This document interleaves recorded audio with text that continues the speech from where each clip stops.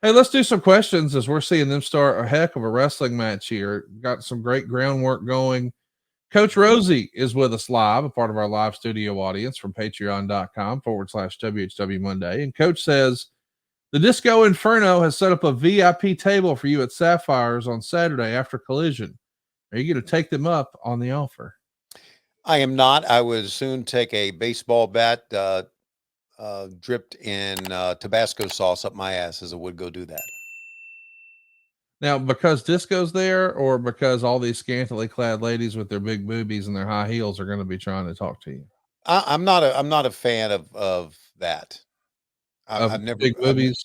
well, no, I've never been a fan of strip bars. Oh, I've yeah, never. yeah, yeah. No, I get Yeah. that. It's not that I don't like beautiful women. It's just that it does nothing for me. And number two, because I don't want to be anywhere where Disco Furno is. What if Because Disco wasn't there and all the girls were dressed up like Star Wars characters instead, and it was like just a Star Wars bar, I might do that. but they had their boobs out?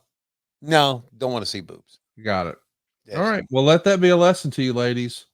Don't show your boobs to Tony Schiavone. Doesn't No, like that. look, here's the mentality here. Why look at something that you Oh, can't touch?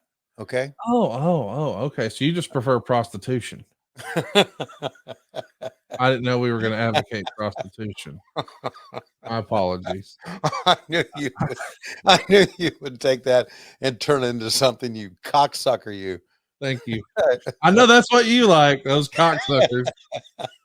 So listen, he doesn't want to come see your strip bar, but if you have a table at Cocksuckers Express, a table for one, Shivani will be in. Next fucking question. Mr. Epic says, if you can Yeah. pick your ideal match to hang up the headset on, who would it? Mhm. Who would be in it? Part two. If you talk to Eddie Kingston, please send him well wishes from your WHW family. Shout out to Eddie, man, living his New Japan dreams. Mm. He whew, bad timing, it's not ballet, as they say. Yeah. And he managed to get himself hurt in that New Japan outing, and he Mhm. was going to be in a huge match, Anarchy in the Arena, this weekend. He's no longer able to compete. Darby Allin came back from a Wow. broken foot and getting hit by a bus and thrown off of Mount Everest, and he was at the top of the Empire State Building. Godzilla threw him off through 48 panes of glass.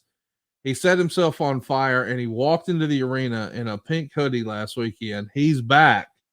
Yeah. Thoughts and prayers with Eddie Kingston. Have you talked to Eddie? How's he doing? Yeah, Eddie's okay. He's frustrated, but Eddie's going to be fine. And I have talked to him. I talked to Darby too, like maybe a week before he was he was he showed up on our program. Maybe 2 weeks. I think a week. I have to go and look at my text, but you're talking about big time kayfabe.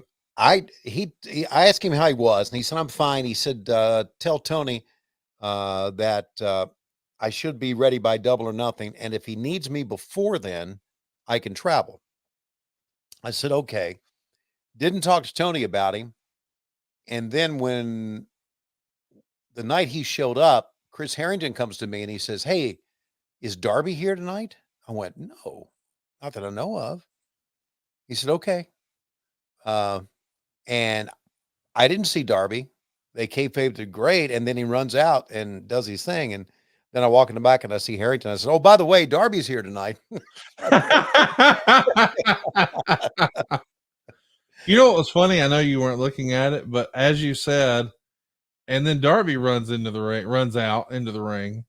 Yeah. It's as you were saying that, Scout did a run in on camera, Oh, like as you were describing it. It's pretty yeah. awesome timing there. There's Scout and Kirby, and they're getting ready to go at it here. Mr. Epic wanted to know, hey, if you're going to hang the headset up, like if you were going to call one last match, is there one last match? Like I know you haven't thought about that, but Mm. if it was all time and space, not like current roster, because that becomes like, all right, who's going to be there in 5 years or whenever your new deal's up, whatever it is. But I'm just saying, throughout time and space, if you were like, you know what, that's the one I want to finish with. Yeah. I I've always said that one person asked me one time, book a dream match for me. And the first thing that came to mind was Steamboat against Omega. both in their prime. I think that would be great. Or Steamboat against Danielson. I think that would be tremendous too. I'd like to take somebody from the past and somebody from the current roster. Um, Obviously, you could put Shawn Michaels in there against somebody like that. Shawn Michaels, Steamboat. Um, Now, I'm not putting Flair in there, and it's not a knock on Ric Flair. It's just that I've seen so many Ric Flair matches in my day. It's hard for me to, you know. I think the early Ric Flair, I'm talking about 70s and 80s.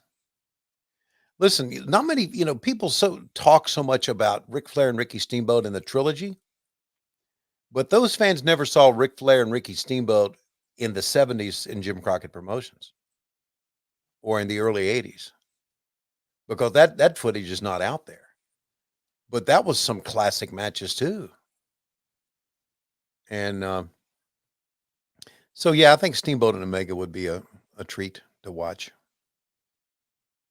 We're watching Nigel McGuinness just absolutely tear it up here with Brian Danielson. Coach Rosie wants to know, Tony, does Nigel have a magic show in Vegas this weekend? I haven't heard of one, but that does not surprise me that I haven't heard of it.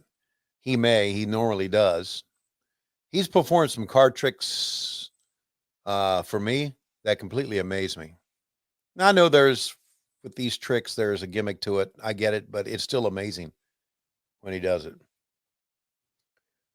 When we were in England last year, he had his magic show, and he did some amazing things. Like he hypnotized Jay Lethal to the point to where Jay Lethal, one of or Nigel's assistants, he was able to lift her up, high above his head like this, and then he hypnotized Jay Lethal to where Jay could not lift the girl up, and Jay was like, "I have no idea how that happened." So hopefully he does. But then if I go to it, he'll probably ask me he'll probably bring me in from the audience and try to embarrass me. Cut Which you is in pretty. half or something. Yeah. That That'd would be be awesome. embarrassing. Wouldn't that be embarrassing, wouldn't it?